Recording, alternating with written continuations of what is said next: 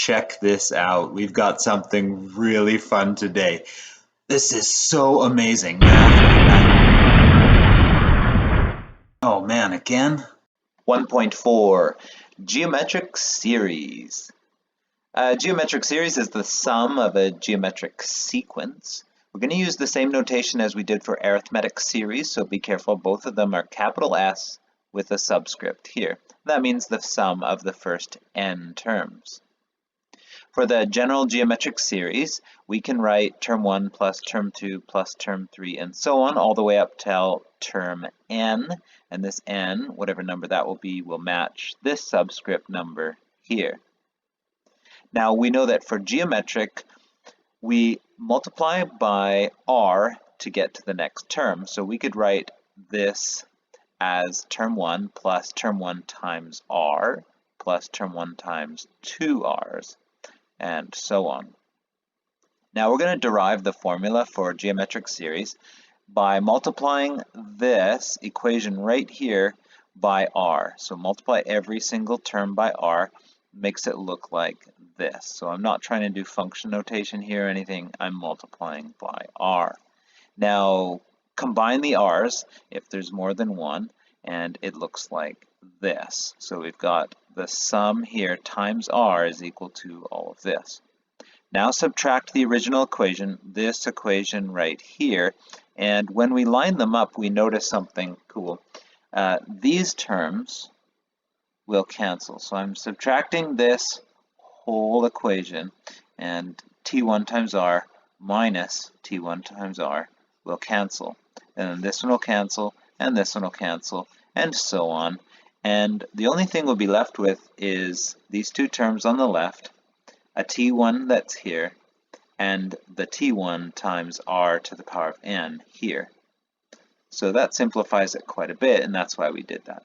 We're going to factor out the s, and then divide by the r minus 1.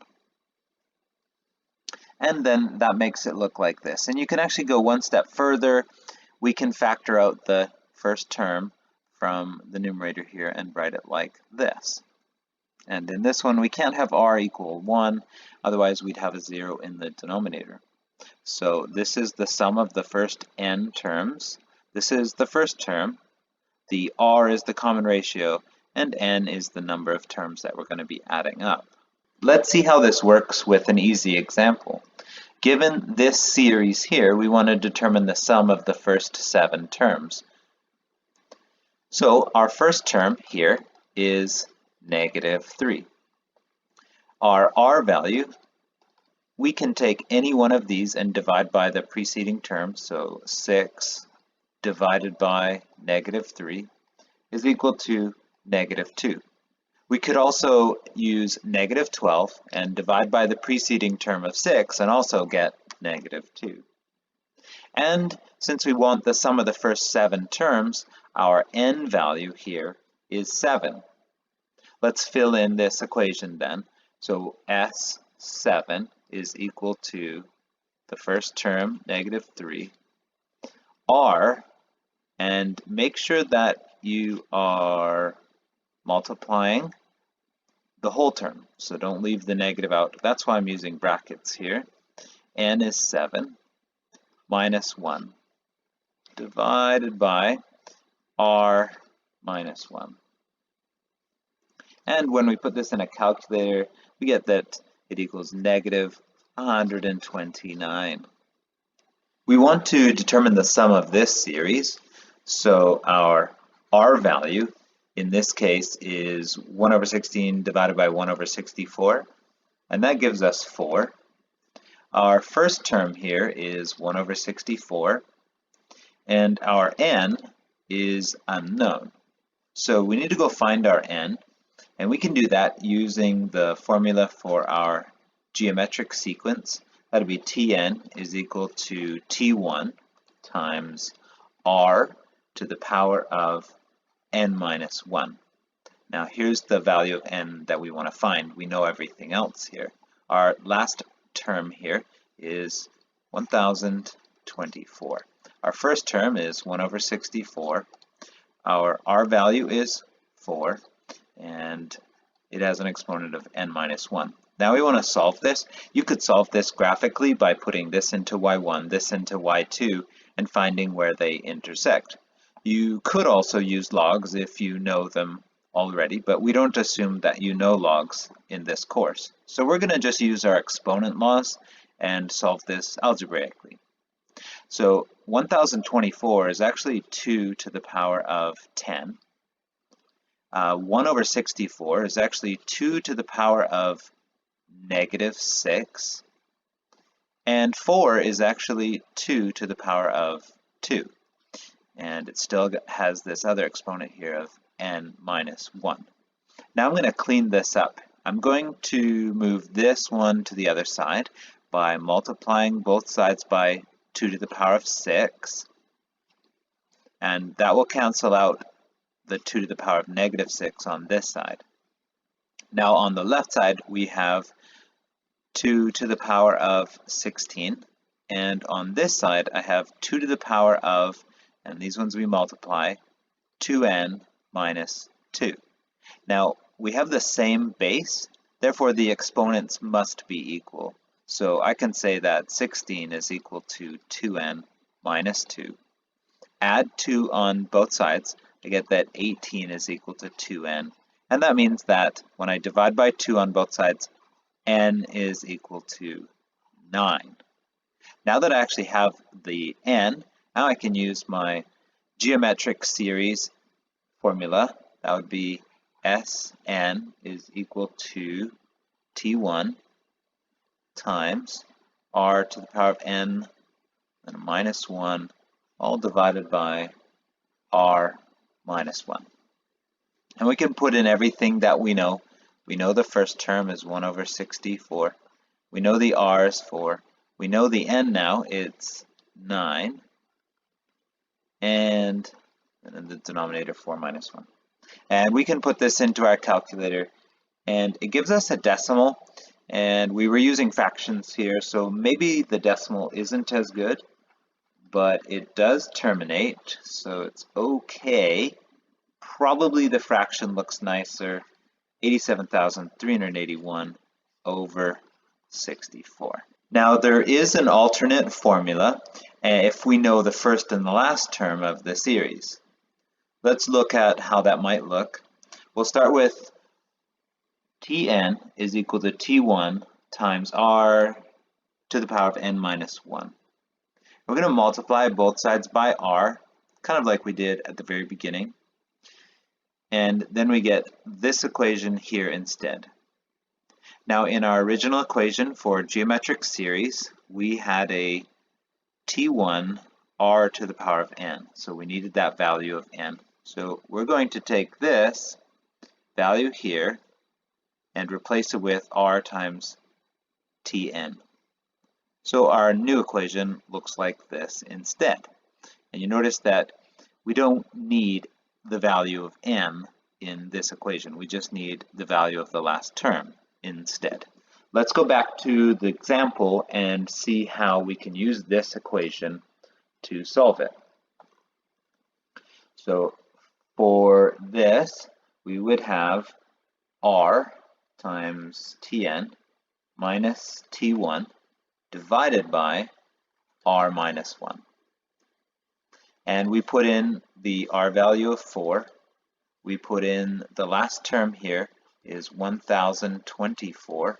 We subtract the first term, and we divide by 4 minus 1. And the great thing is that we get the same answer. It just took 2 steps instead of all of these. A ball is dropped from a height of 15 meters and bounces to 60% of its previous height each bounce. How far has the ball traveled vertically when it hits the ground for the 4th time? Let's draw a little picture of what's going on here. Here's the ground. We're dropping it from 15 meters, so it comes down and then bounces back up, but only to 60% of its height. And it does that. I'm going to pay attention to 4 bounces here. So there's 1, 2, 3, 4. So the first one here is 15. The next one would be 9, and then it goes back down 9. So we're trying to get this thing here, 15 plus 9 plus 9 plus this and this and this and this, okay? And over here, we're going to get some fractions. That's why it's saying round to the nearest tenth. So the first way I'll do this is by saying that if we could just add an extra 15 here, then we'd actually just have 2 geometric series. So I'll say that this is 2, and there's 4 terms in here, so 2 S4s. And I don't really want this extra 15, so I'm going to subtract it off. So for this method, I'll say 2, and my S4 here is term 1, it's 15. And then my common ratio is 60%, or 0.6 to the power of n, which is 4, minus 1 divided by common ratio minus 1, and close that bracket, and minus an extra 15. And we can put this in our calculator. We get that the ball has traveled 50.28 meters. Now this isn't the only method we can use.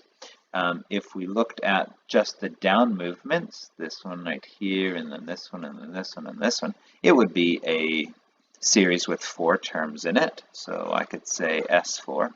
And then if we looked at the up movements, 1, 2, 3, I could say that's a series with 3 in it. And I could do this using 2 separate series. So I'll try this one. Our first series is 15, and 0.6 to the power of 4 minus 1 all over 0.6 minus 1. Okay. And then the next one is a series with just 3, and it starts with 9. So this one will be 9, 0.6 to the power of 3, because there's only 3 terms in here, because there's just 3 up movements, but there's 4 down movements. Okay, minus 1, and that's all over 0.6 minus 1. And we put this into our calculator, we get the same thing, 50.28 meters. Now I actually have some students who just find those 7 terms and add them together. So I made this question for those students. This time we're going to drop the ball from a height of 150 meters. It bounces to 96% of the previous height. And we want to determine how far the ball has traveled vertically when it hits the ground for the 40th time. All right, so let's set this up. We've got S40, and I'm going to do it the first way. I'm going to say we have 2 of those, and then minus off the extra 150 at the beginning that we wouldn't have. This represents the up movement of 150 that we don't have, because the ball is just dropped and bounces from there. Okay, so this would be 2 times. First term is 150. Our common ratio is 0.96, and we're doing 40 bounces here. And so we set our equation up like this, and subtract the 150, put that all in our calculator, and we get 5,884.8 meters. Here's a fun one. A geometric series is defined by this equation. We want to determine the first 4 terms in the geometric series. So we can find the sum of the first term. That would be S1. And we just put a 1 here in this formula. And then we get that that would be 5 times 2, so it would be 10. Now, if we're just doing S1, then that means we're adding the first term, and we get 10. So actually, our first term is 10. Let's do our second sum here. So the sum of the first 2 terms by putting a 2 here where the n was. And we get that this is 5 times 8, so this is 40. Now, what does that mean for term 2? Well, term 2 was term 1 plus term 2 equals 40. So we could say that this is 30. If you needed to write out the algebra, you could say term 1 plus term 2 is equal to 40, and term 1 is 10, and then do some algebra to solve for term 2. Let's find the third sum. That would be 5 times 26, which would give us 130. And doing the same thing, we'd have 30 plus 40 plus term 3 equal this. That means that our third term is 90. And that should be enough for us to recognize the common ratio if you didn't already. So our fourth term here is just multiply by 3 each time. So it would be 270. But you could find it using the fourth sum here as well. This was part of Relations and Functions 10, Analyzing Geometric Series. Here's some questions. Give them a try. See if you know what you're doing.